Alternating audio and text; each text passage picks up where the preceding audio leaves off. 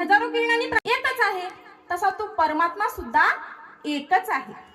परंतु प्रत्येक घटाघटामध्ये, प्रत्येक देहादेहामध्ये त्याचा जीव रूपानं विस्तार झालेला आहे. पुढे ज्ञानोबाराय वर्णन करतात की मी नियमानं माझ्या चित्तामध्ये त्या हरीचं नामस्मरण केलं, कुणाचं, भगवंताचं. आणि त्या नामस्मरणाचा योग काय झाला की मी या जन्मामध्ये पुढच्या येणाऱ्या जन्मामधून त्या ठिकाणी काय झालो, मुक्त झालो. काय झालो, मुक्त. असा विचार, असा भाव ज्ञानोबाराय या अभंगातून आपल्याला सांगत आहेत. विठ्ठल नामाचं महत्व आयुष्यभर सांगितलं. घटका गेली, पळे गेली, तास वाजे झणाना, आयुष्याचा नाश होतो राम कार्य म्हणाला. आयुष्य निघून चाललंय पुढं पुढं पुढं पुढं. तरुण पण गेलं, म्हातार पण गेलं, बालपण गेलं. आता कधी आम्ही नाम घेणार? रिटायरमेंट झाल्यावर मग कीर्तनाला जाऊन बसू. विठ्ठल विठ्ठल.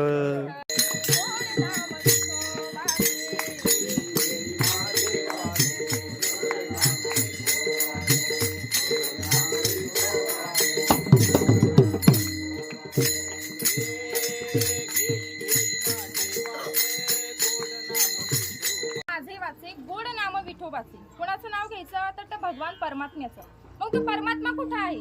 तर या सर्वत्र जगतामध्ये तो एक हरीच व्याप्त आहे. मग ज्ञानोबाराय सांगतात की त्या हरीचं नामस्मरण करा आणि द्वैताला दूर सारा. एक नाम हरी, द्वैत नाम दुरी.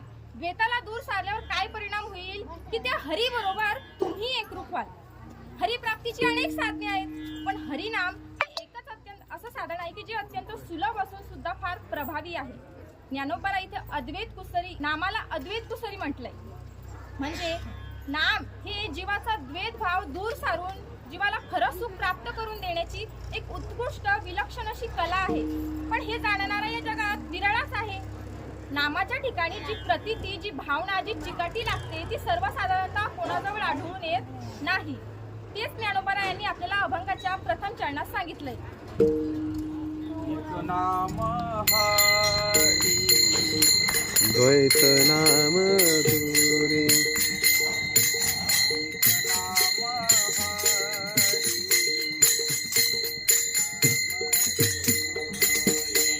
नाम हरी, द्वैत नाम दुरी.